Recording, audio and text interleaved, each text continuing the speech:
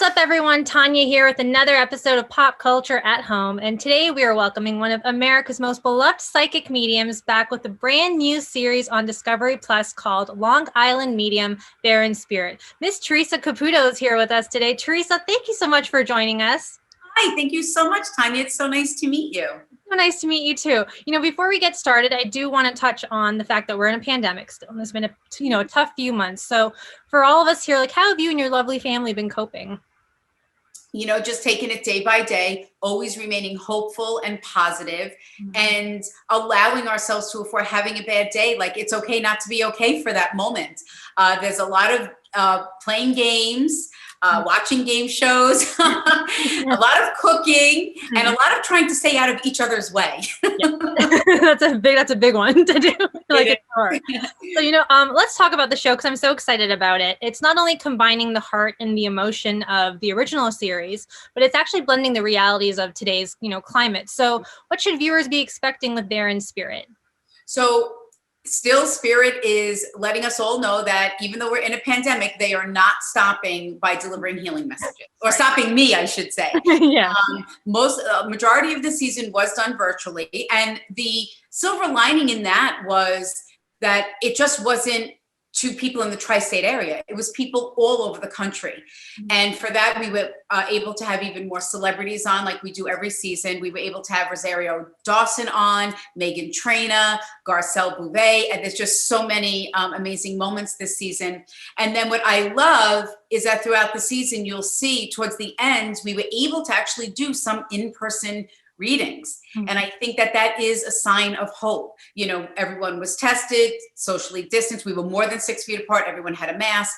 So, and I was even out and about doing a little bit of my everyday things. So I think in so many ways, as Long Island Medium always does, still continuing delivering hope when a lot of us have lost that.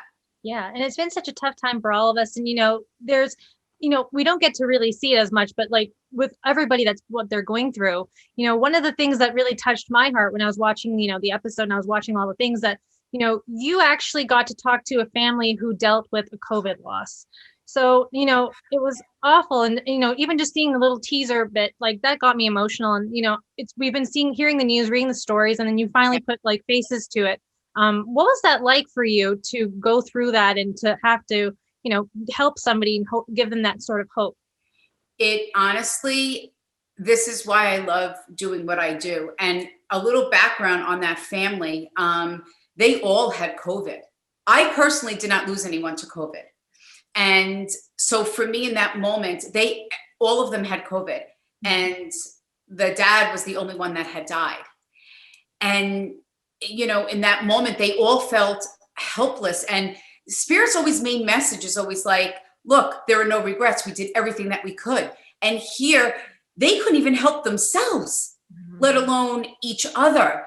And for me, that was a very emotional moment. But for the way that the dad and the husband, how he came through, was just like, with his personality larger than life. And, there was another family, what I feel gives a lot of credit to the frontline workers on parts that we might not have known or really heard about, of how they really did go above and beyond and making sure that their patients did feel safe, loved, and from their family members. So that is something to look forward to on this season of Long Island Medium. So, so the thing that I've also noticed is, you have such a talented and beautiful gift that you give so much hope to all these people. And I'm wondering, does the weight of that energy ever challenge your rhythm and connecting to the spirit world?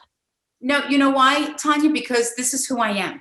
I say this, my parents, I'm so blessed on how I was raised. And I feel that I handle my gift with dignity and grace. And that's how I've always handled everything in my life. So my gift is just an extension of me and who I am on how I handle life in general. Yeah. So it is I never consider it a burden. I consider it an honor and a privilege to do what I do. But I've also realized that this really doesn't have anything to do with me. This has to do with Spirit delivering the messages that we need to hear. And sometimes those messages are hard and they're not easy to hear. Is there any ever a time, like you get these intuitive impressions and you receive them all the time? So I'm wondering, is there ever a way that you can keep some of them out for like me time, or like when you want to just have like an unwind? Are you able to do that? Sure. Spirit, I find them to be, especially since Long Island Medium, very respectful, and there are boundaries that I feel that Spirit has kind of set for me, without me even saying so. But again, I was born this way. So to me, it is the most natural thing to communicate with someone that has died. And it's the craziest thing to so many people.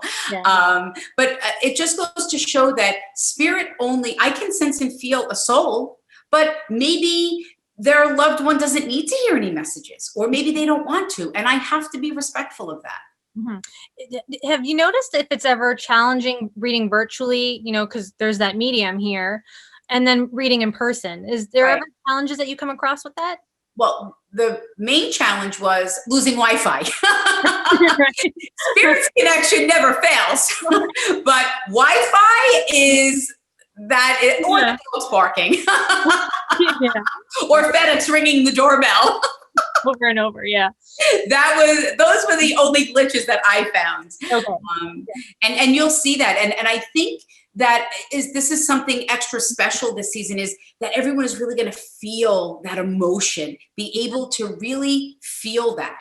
And I think that is something that we're a little bit more open to. I think for a lot of us, we look and we feel differently about so many things, but the main thing that I've always had said from the day one of this pandemic is, please just focus on the positive things. Look at the silver linings. And I say this is one of them. I was able to do virtual readings for Long Island Medium all over the country. I started a podcast where I could read people all over the world.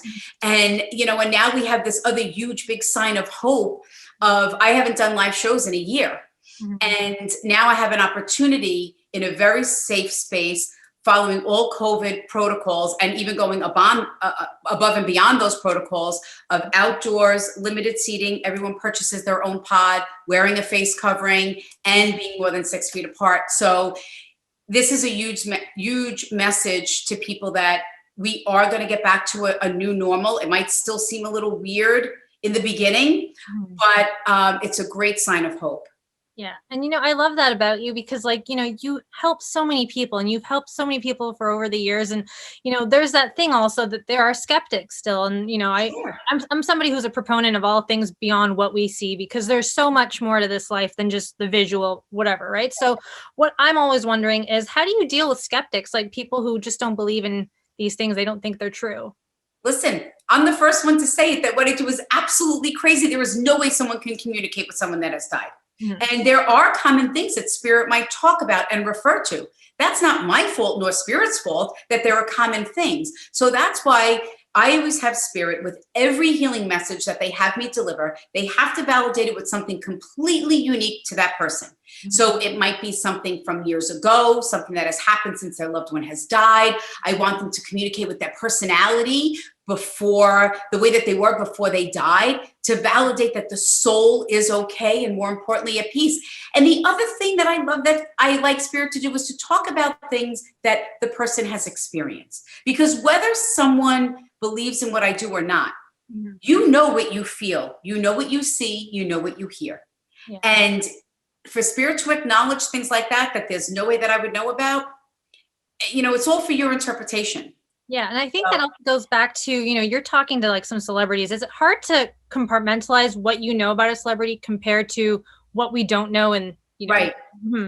Well, that's the thing. Like, I really don't know anything about celebrities. I know that they might be in a movie, the name might sound familiar, correct? But I don't know anything about their private life, their personal life. Even if we might know, and it might be public knowledge, that they lost a particular person, the things that spirit has me talk about, there's no way. It's only that they would know, or their loved one. And, so one of the things I want to know is that you have like the best fan base. You have so many lovely fans. You have fans from all over the world. What's it like being able to connect with them through all these mediums, especially since now you are going to be opening it up to, the live shows with the testing and stuff? What's it like? What's the feedback been like? Oh, amazing. Everyone is so excited because it's a sign of hope. And it's almost like if you feel comfortable going outside and eating outdoors, this takes it to another level because you're only surrounded by the people that you came to the show with, and you're still wearing a face covering. So people are so excited because I think it is a big sign of hope. And I think I miss that the most. I miss connecting with my fans. I mean, I have a fan club, and I was doing weekly things just for my fan club where I'd go on and just talk to them, answer questions, and just trying to keep everyone positive and reminding them not to lose faith. Yeah. You know, my mom is a huge fan of yours. She follows you on Facebook. Oh, so she does. One of the things I love is that you interact with them. Is it easy? Do you ever like get any, clapbacks from fans? Like, any trolls, any criticism, nothing, right?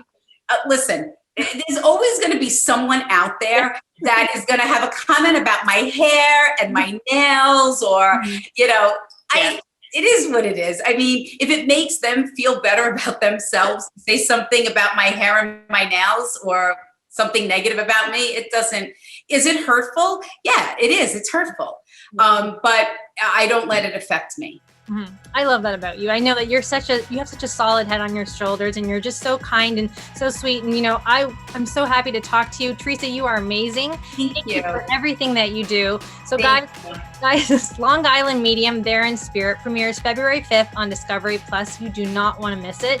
For more with Theresa, all your favorite Discovery Plus programming and more, keep it locked to popculture.com.